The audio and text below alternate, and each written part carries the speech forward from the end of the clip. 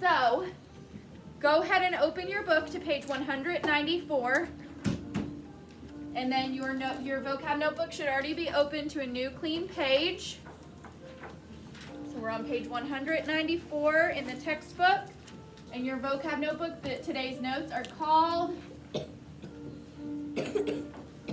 Chapter 6, Lesson 3, Ports of the Southeast, and then today's date is May 5th, 2021. We will start with number 1. Yes, Zadie. So will we have, if we do get through the whole thing, will we have 4 words? Yes. Okay. Mason, please go ahead and start reading on page 194. You over there. Oops, start with the lesson title. Ports of the Southeast. You were there. Huge ships float at the ends of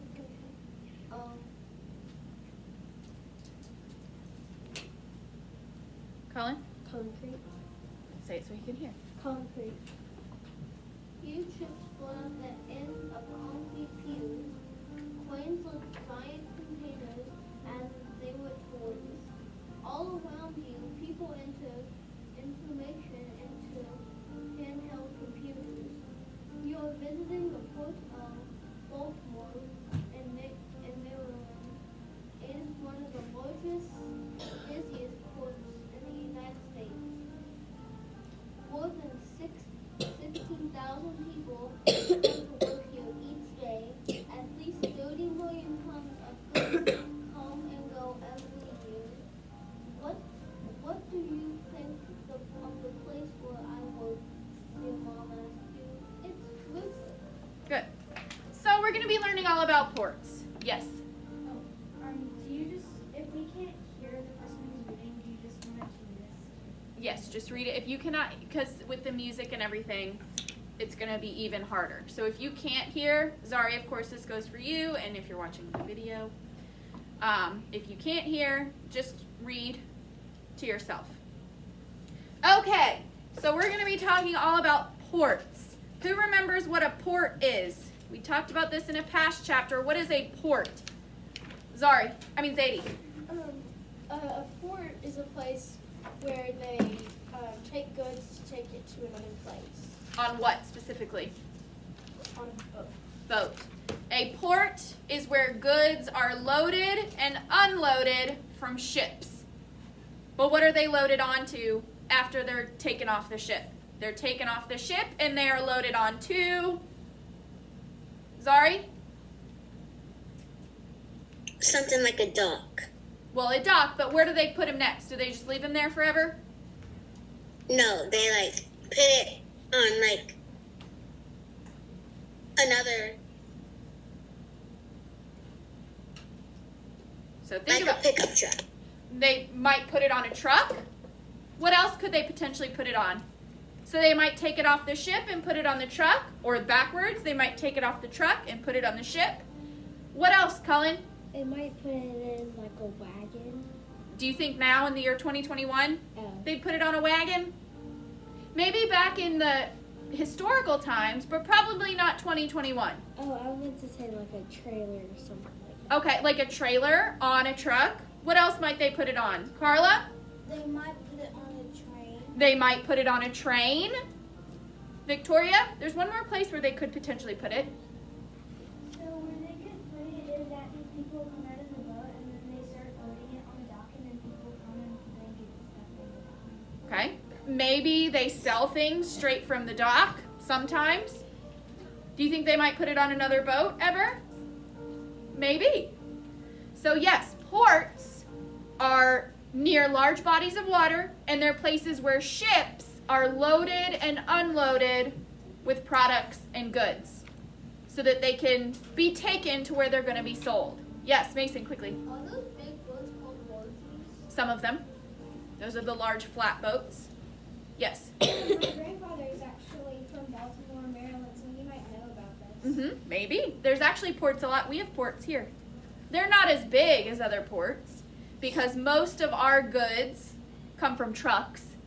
But we do have like a couple ports, not big ones. Okay, we got to keep going. Read next. Zari.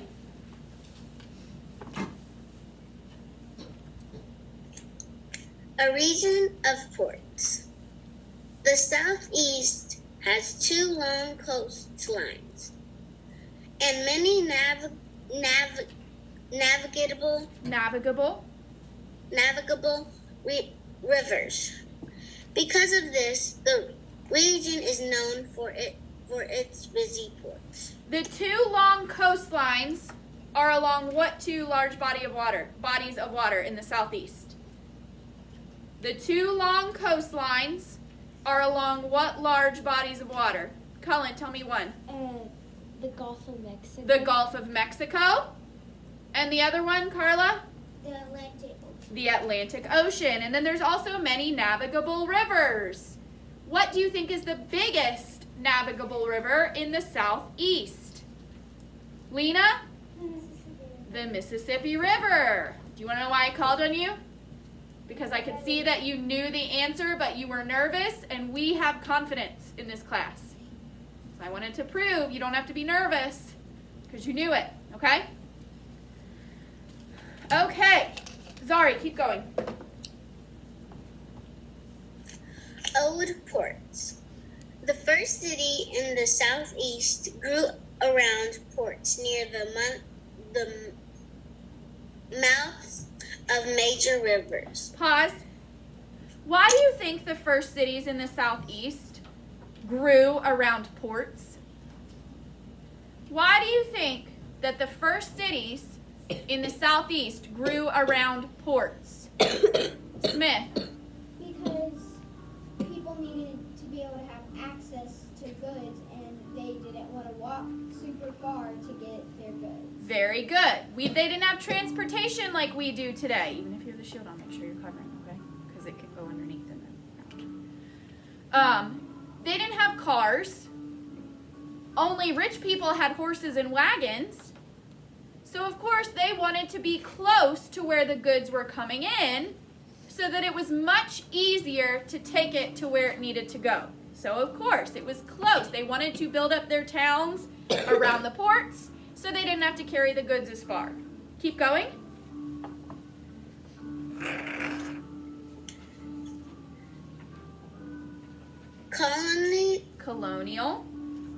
Colonial port cities along the Atlantic coast include Baltimore, Maryland, Charleston, South Carolina, and Savannah, Georgia. New Orleans, Louisiana, has been a major Gulf Coast port since 1718. Did you realize that New Orleans was that old? It's that old. If you've ever been there, you can see that the buildings look really, really old. If not, you've probably seen it on TV or pictures at some point. And yes, New Orleans really is that old. Where is New Orleans? Which coast is New Orleans along? Mason? The Gulf Coast. Correct. Okay, thank you, Zari. Read next. Victoria. Loud and slow. Plantation owners and other farmers used rivers to send their cash crops to port cities. From there, most of the crops were shipped to Europe to be sold. The ships then returned with manufactured goods from Europe. Good. So, why would Europe need crops from us? This is where you can activate your prior knowledge. about maybe what you know the climate of England is like from either learning it before or seeing it on movies or TV shows or reading about it in books. Or making educated guesses, making inferences. Zadie? Well, what I thought was maybe they didn't have enough room there because the people came to America. They didn't come from America to that place. So I thought maybe it was a little overcrowded, so they didn't have room to grow their crops, so they needed it from other places. That's a very good inference.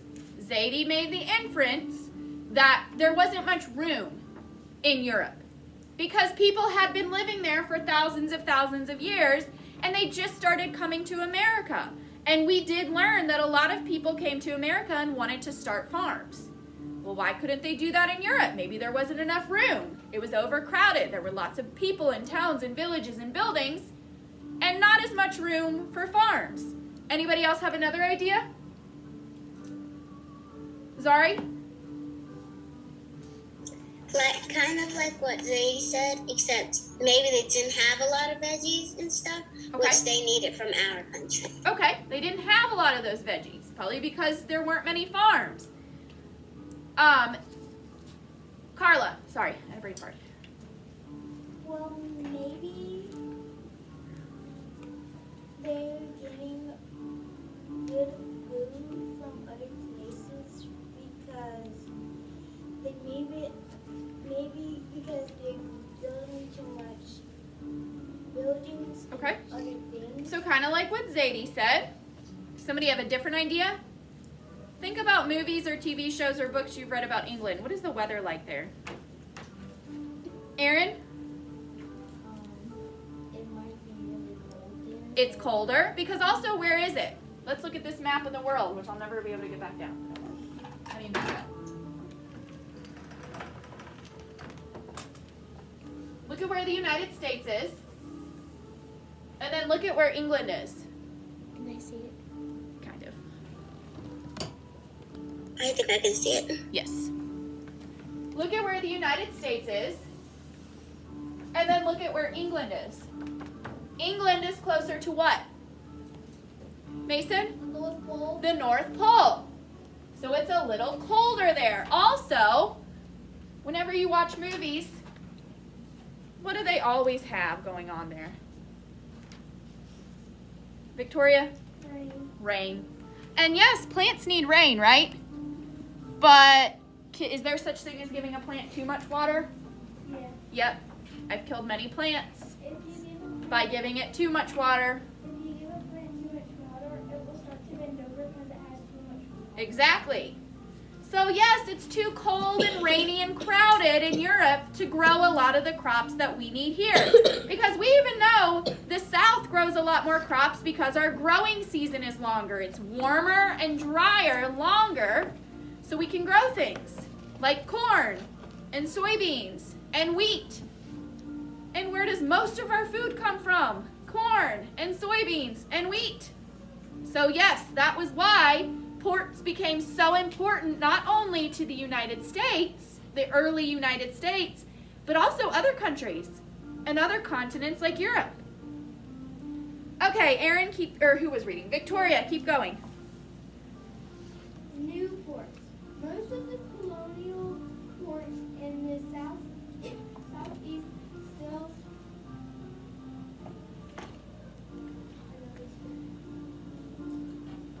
operate today. Newer ports have also been built, such as the port of the South Louisiana. This port is the busiest port in the United States. Okay. No, sorry. Zadie, read next. Most ports handle only goods, but some are also used for passenger ships. Miami and Port Everglades in Florida are two of the nation's largest cruise ship ports. Passengers board ships there that take them to places around the world. So ports aren't just for loading and unloading goods. They're also for loading and unloading people. But usually they're different ports. Has anybody ever been on a cruise? I've never been on a cruise. I'm the only one. No. Aaron, have you been on a cruise? Well, no, I was going to. Oh. Got canceled. Was it because of COVID? So did you go on a cruise? Oh, well, let's talk. So Victoria, when you went on your cruise, where did you had to go somewhere first. You couldn't leave from Memphis, right? I went all around Alaska. But where did could you leave from Memphis? Where did you have to go to get on the boat? Or the cruise ship? I had to go to this. Do you remember it? Was it Anchorage or Juneau? But you probably had to go to a place and there was a big boat and you were in a parking lot and then you had to climb up some stairs to get on the boat. There was this place that you had to go, and it was the start of Alaska. And then there was a cruise, and it was a port, and it stopped there, and you had to go up these big stairs, and then you got inside of it, Mm-hmm. and then you got a tour. Okay, well, we all need to know about the ship, but the port itself. That's very interesting, I but. forgot what it was called. So ports are also for loading and unloading people. What do you think we have more of in the world? Ports for loading and unloading goods or cruise ship ports? Zari, I think we have more ports. which ones? Shipping ports for goods or cruise ship ports for people? Cruise ship ports for goods. Oh, listen to my question. Listen to it. Shipping ports for goods or cruise ship ports for people? Shipping ports for Shipping goods. ports, because cruises are just vacations, right? Do we have to get on big boats to travel places? No, we have planes, we have cars, we have trains, whatever. Cruise ships are for fun. Does everybody go on cruises for vacation? No. But goods, think about how big the barges are in the Mississippi River. They're really, really big. Shipping boats are even bigger. Could they fit all of that on one plane to go across the ocean? No. So most goods are shipped using boats. Most goods in the world are shipped using boats. Planes do ship some things, but most goods, like think of a car. Could they fly a car from a factory in Japan to the United States? Well, maybe, but then they can only fly one. But how many cars from Japan, like from Honda, do we need to fill one car dealership? How many do you think? Mason? 25? Even more, like 100. So that would be either 100 planes taking cars or one ship that can take those 100 cars plus massive containers full of oil, Yes. massive containers full of fish,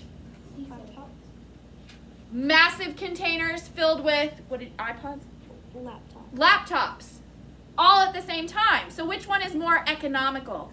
Which one do you think saves the most money? A few things on a plane or a bunch of stuff on a boat? Carla? A lot of stuff on a boat. A lot of stuff on a boat. Good. Okay, let's look at this chart on the bottom of page 195. What does this chart show us? Smith. Ports in the south. Major ports in the southeast. And then we have two columns. Where do you think the ports in the first column are? Zadie? The So along the coast of the Atlantic Ocean. So let's look. We have Baltimore, Maryland, which is, I wish I had my other map up here. We have Norfolk Harbor, Virginia, which is a little below, a little further south. And then we have Charleston, South Carolina, which is a little more south. And then we have Port Everglades and Jacksonville, ports in Florida. Where do you think the ports in the second column are? Along the, Lena? Gulf Coast. Gulf Coast, which is the coast of the Victoria? Cullen? The Gulf of Mexico. The Gulf of Mexico. So down in here. We have South Louisiana, which is over around here. And then we have New Orleans, Louisiana, which is a little further east, but still in the same state. And then we have Baton Rouge, Louisiana, which is a little further east. And then Mobile, Alabama, which if you ever drive down to the beach to Destin, you go through Mobile most of the time. And then we have Plaquemines, Louisiana, and Lake Charles, Louisiana. So where are most of the Gulf Coast ports? Mason, Louisiana. Okay, let's go ahead and turn the page. And Zadie, keep reading. Were you the last one reading? Yes, keep reading. Shipping goods. Many ships that use the southeast ports carry goods from one part of the United States to another. Some ships carry raw materials or natural resources used to make products. So, what's our first word? Raw materials. Raw materials. It is 2 words, so make sure you put that space. And what are raw materials, Zadie? Natural resources used to make products.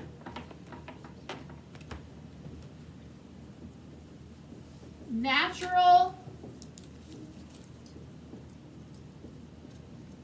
resources used to make products.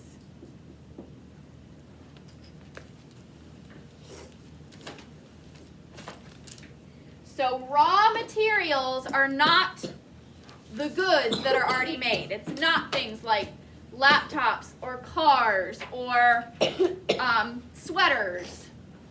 It's the materials needed to make goods. So where do you think most of the raw materials go? Do they go directly to the store to be sold to us? Victoria? So they go to this company that probably had another port, and they give it to the company, and then this person, who's people or machines, start to make this. So what are those called? The places where people or machines make things. Oh, factory. Factories. So raw materials mostly go to factories. So they're not the goods. Cars, laptops, sweaters, shoes, things like that. Most of them are going to factories to make things like cars, shoes, sweaters, pizzas, whatever. Keep going, Zadie. Raw materials such as crops and minerals are taken from the places where they are grown or mined to factories. Factories use the raw materials to make finished products. Very good. Okay. Lena, read next. Loud and slow. Arriving ships. Many ports in the southeast are also important for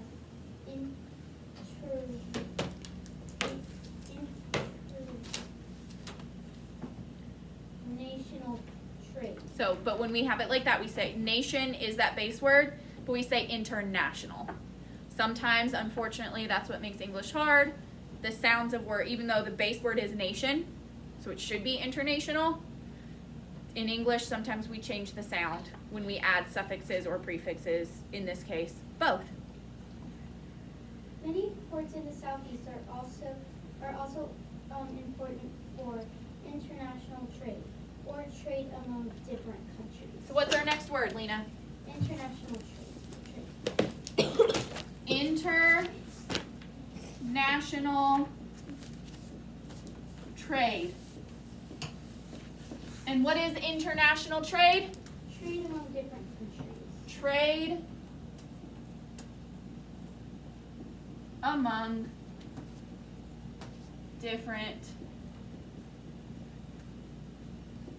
countries. So,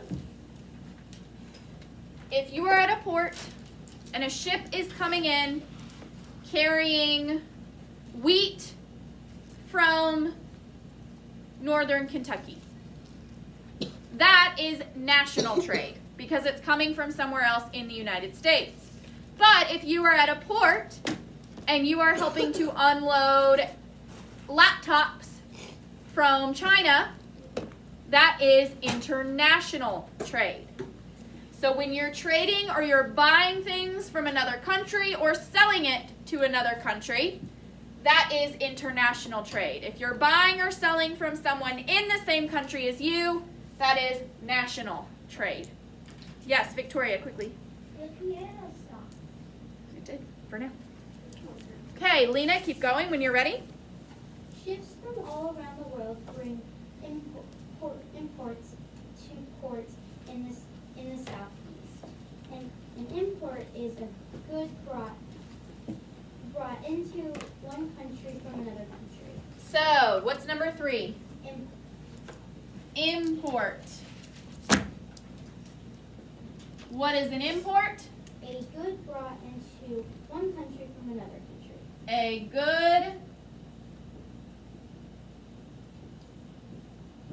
brought into one country from another country. Now this is important to know that an import comes in to a country. So use that to remember. Imports come in to a country. Import into. It is important because there's another one that we're going to have next. Our next vocab word that gets commonly confused, but you will see these on your test. And you need to make sure that you understand that an import comes into a country from somewhere else. So imports are the things we receive, okay, from other countries. Lena, keep going. The United States imports products such as automobiles,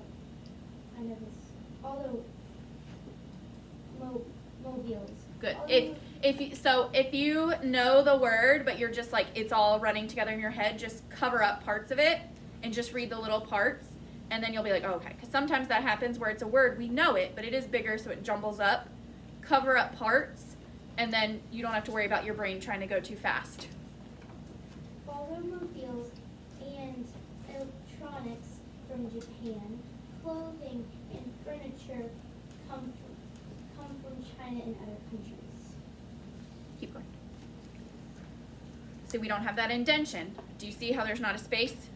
That means that it's part of the same paragraph. The United States also imports some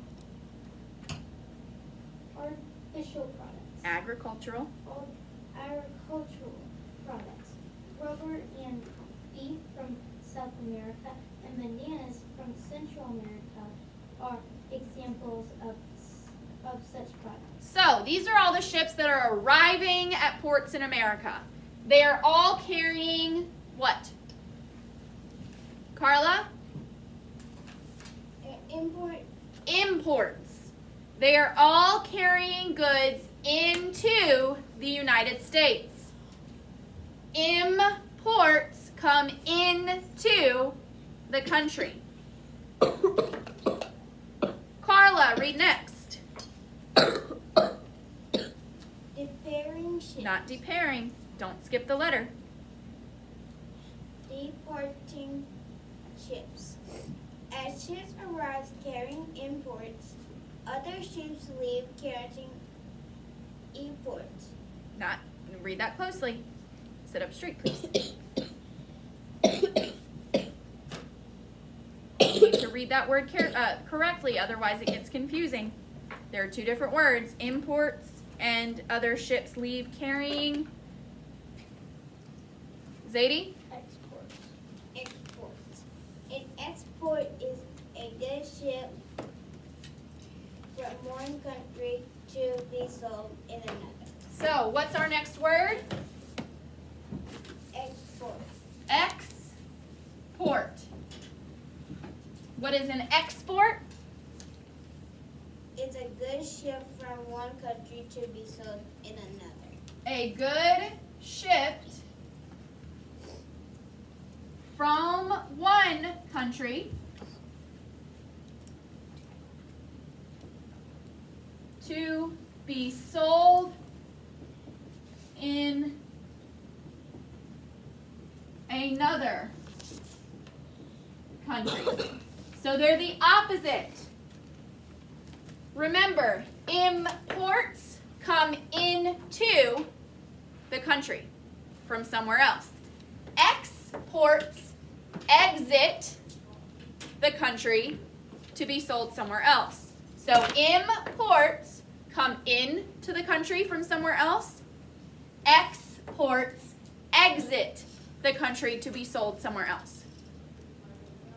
Imports come in, they arrive. Look at the subtitle where we learned about imports. Imports come on arriving ships, they come in. Exports are on departing ships. They exit, they leave. Departing is a synonym for leaving. Yes, Zari. You can remember import because it's kind of like important. Good. Import. Imports come in. Exports exit. Look at the first two letters. Imports come in. Im and in are rhyming sounds. Exports exit. Exit starts with the same two letters as export. Imports come in. We buy them from other countries. Exports leave. Other countries buy them from us. So for imports, we pay. For exports, we receive money. Yes, Victoria, quickly. I think it was Carlos who said that we could drop stuff on trains for ports. Mm-hmm. And I see this little. Well, we'll talk about that in a little bit, okay? Carla, keep going. Ships leave the southeast ports, carrying good ease. Carla, make sure you're leaving off a lot of end sounds. So start that sentence again and make sure you include all the end sounds. ing, ed, and s. Make sure you leave all those on, otherwise they don't make sense. Ships leaving the southeast ports carry goods east to Europe and Africa, south to South America, and west to Asia. Okay, pause really quick. Okay, so let's look at the map.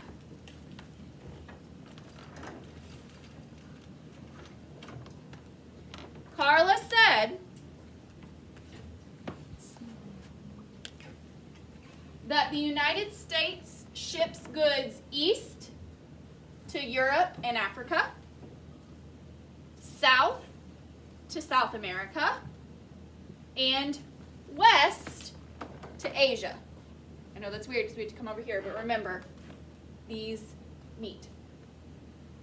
And then sometimes they go north to America or south to Mexico.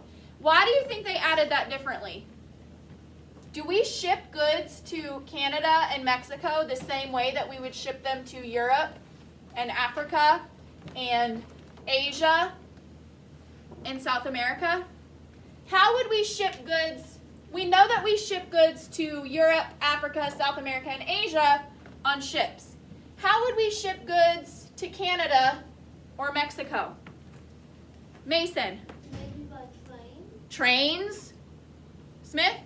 The big trucks. Big trucks. Do we need to use a ship to get from here to Edmonton, Canada. Can we even use a ship? No. I mean, yeah, we could take a ship and go down the Mississippi River and then hopefully find a river that connects. But what's probably going to be the easiest way to get goods from Memphis to Edmonton, Canada? Zadie. Even probably like driving. Driving it or a train, And if a train goes that way. Miss Fullest, Yes. they could go around it, but it'd take a really long time. In that case, even though the ships are bigger and can hold more, it would take so much longer. And they'd still eventually have to get on a truck anyway or a train because you can't take a ship from here to the middle of Winnipeg. You can't. Ships can't go on water. So even though you could put a lot more on a ship, if you're going to have to get on a truck anyway, and there are ways you can drive it, you might as well just drive it or put it on a train. You just said ships can't go. I meant on land. Carla, keep reading.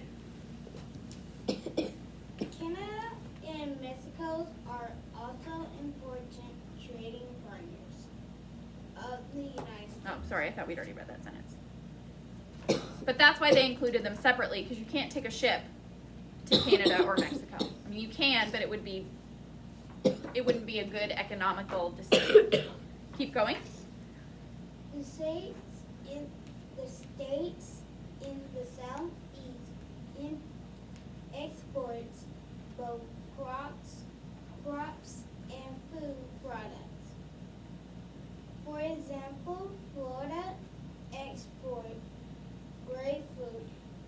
grapefruit and other citrus fruits. The southeast also exports steel,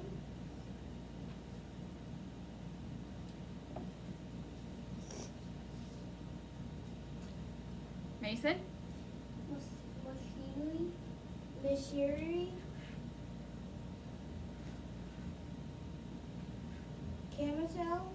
Chemicals. chemicals, automobiles, textiles, and many other products. Who remembers what textiles are? What are textiles? It's too far back to look in your book. Remember the first factories in the Northeast were the textile mills. What did they make? Zari?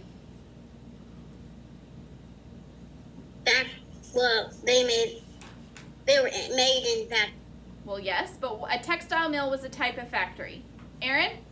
They made cloth. Cloth and clothing. Textiles are cloth and things made out of cloth. So things like clothing would be textiles. How are imports and exports different? Remember the strategy I told you. When you're comparing two words that are vocabulary words, what's the best way to show the difference? Zadie? The first letters. Not the first letters.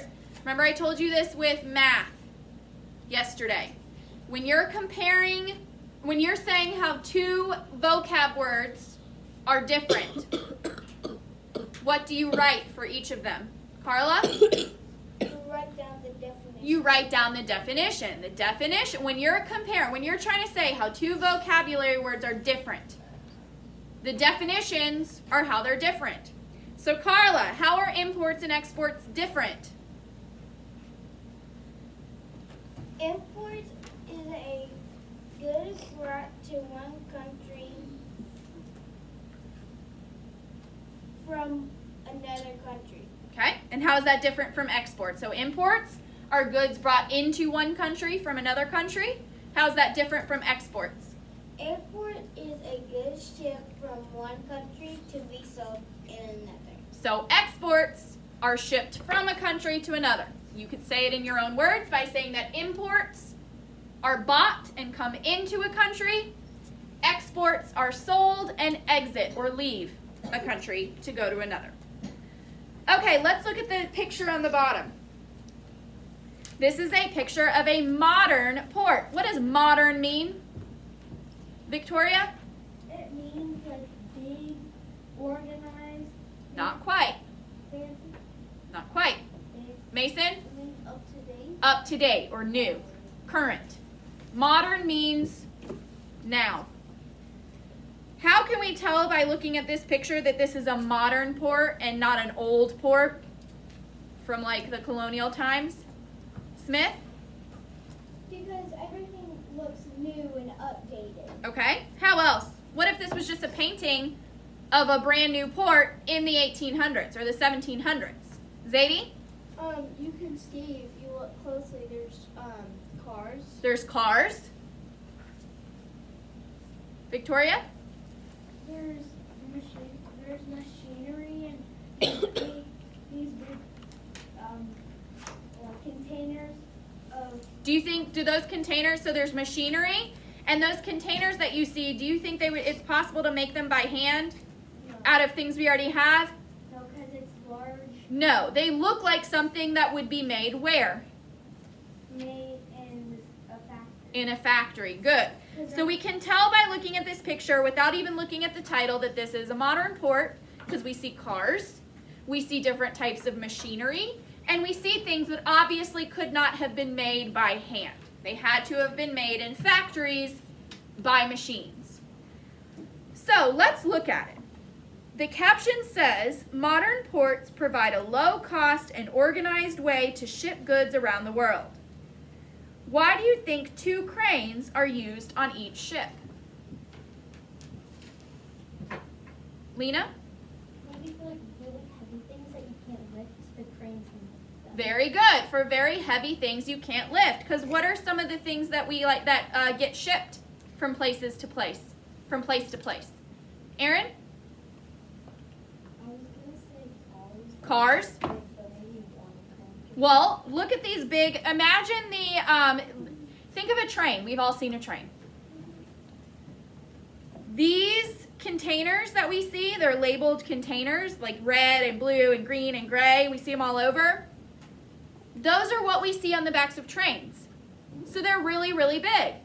If there's shelves in there, how many cars do you think could potentially fit in one of those containers? Colin? Probably like quarter two. Think of how big they are. If there's shelves, they're shelves, so they're not sitting right on top of each other. Carla, how many do you think could probably fit in there? I think maybe 4 or 6. 4 or 6, and I like your thinking because I can tell you thought, okay, well there's probably only room for 2 shelves, so one on the bottom, one on top, and I could probably fit like 4 or maybe even 6. So I like how you thought of that. Yeah, 4 to 6. Imagine how heavy one car is. You definitely would need 2 cranes to carry a container that could have up to 6 cars in it. Or thousands of laptops. Or hundreds of thousands of pairs of shoes. What? Coal. Thousands and thousands of pounds of coal. Yes, you would definitely need cranes. So very good thinking. Oh, look, what else do we see? We don't just see cars. What else do we see going through there? Colin? We see a train. We see a train. So we see some semi-trucks because sometimes we see those things on the back of trains on semi-trucks. And then we also see a train. So yes. And then we also see more than one ship. Maybe one's leaving, one's coming. So yes, at ports, things are taken off of ships and they are either loaded onto trucks, onto trains, or sometimes even other ships. Yes, Mason, quickly.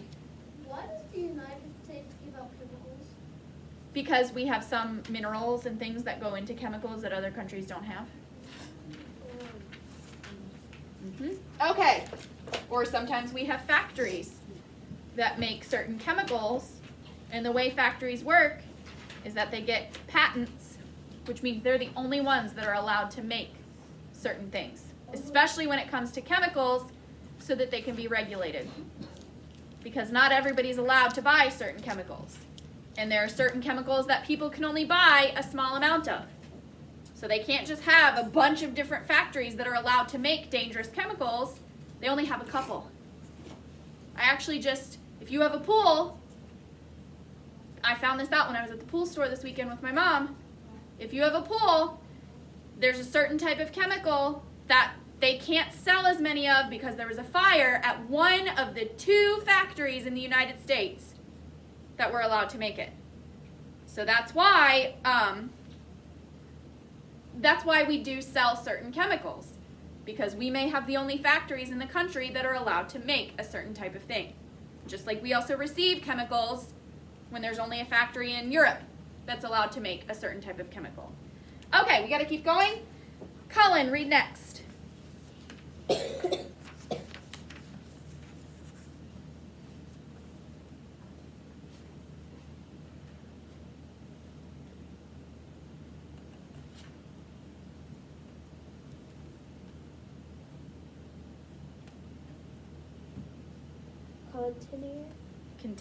Container shipping. In recent years, big changes have come to the shipping industry. A new way of shipping called container shipping saves both time and money. That's what we see a lot of in this picture of the port on pages 196 and 197. All those little boxes that we see, those are called containers. They are used in container shipping. Keep going. Ships in the past. Not ships in the past. Shipping in the past. There you go. First, think about how shipping worked in the recent past. Imagine a big truck in China arriving at a port. The truck is filled with furniture to be shipped to the United States. Workers must carry the furniture pieces by piece. Not pieces. Piece by piece. There we go. From the truck to the ship. When the ship arrives in the United States, workers must unload the furniture and carry it to another truck. All this loading and unloading takes a lot of time, for which workers must be paid. So this is like the recent past, like the 40s and the 50s and the 60s. So when things were shipped, so say you're at a factory in China. People that worked at the factory would carry the furniture from the factory and put it on a big truck. Then, people would do it. Then, the truck would get to the port. People that make sure you're paying attention, people that worked at the port would go onto the truck and carry the furniture off piece by piece to the ship.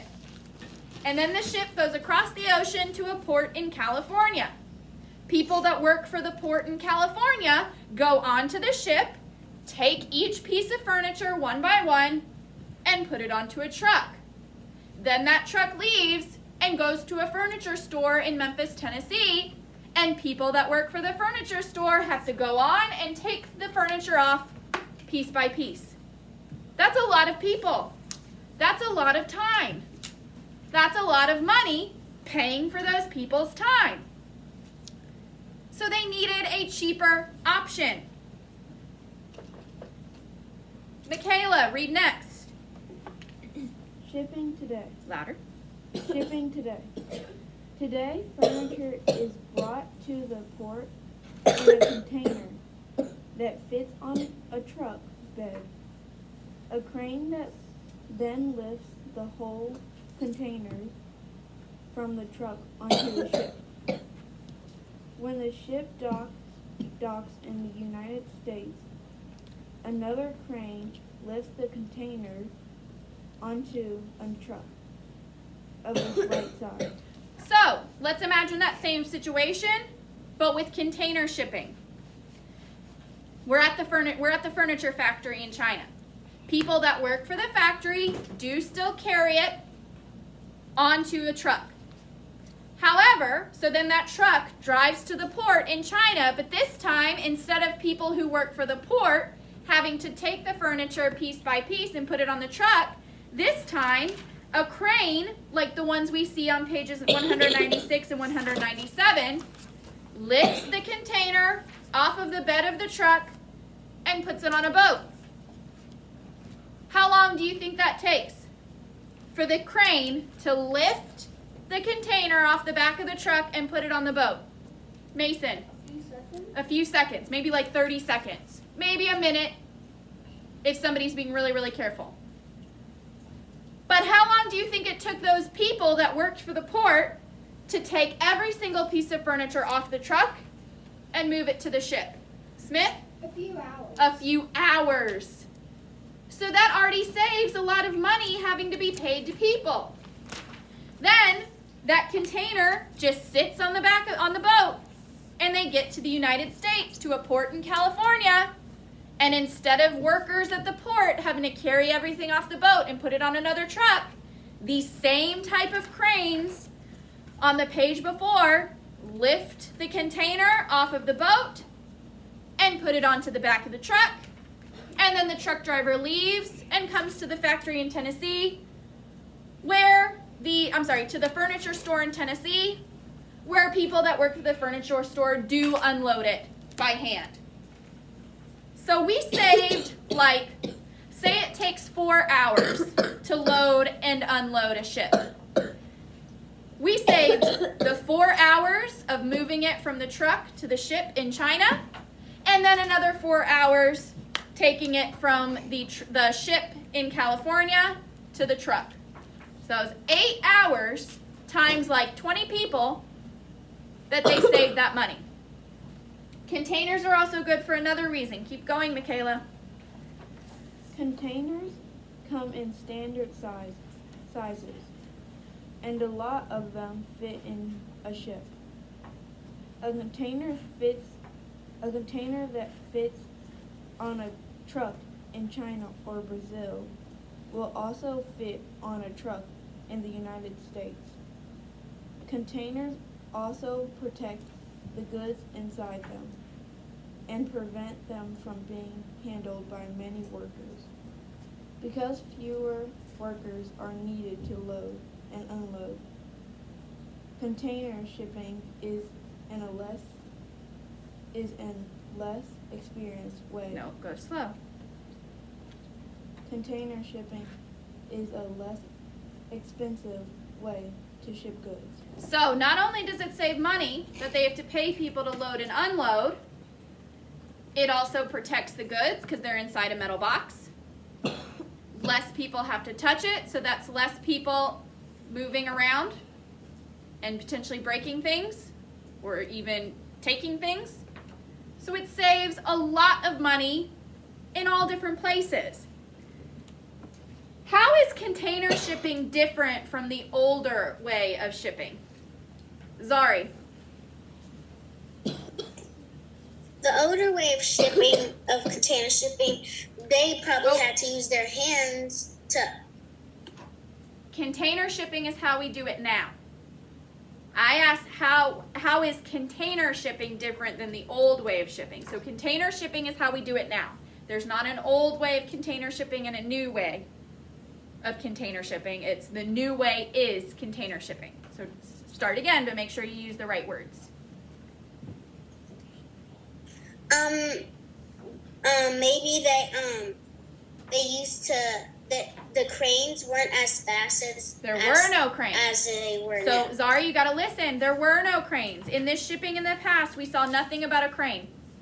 We didn't see cranes until we were in the shipping today when we were talking about container shipping. There were no cranes in the old way. Who can help her out? Zadie. In the older way, they had to take everything by hand, every single piece.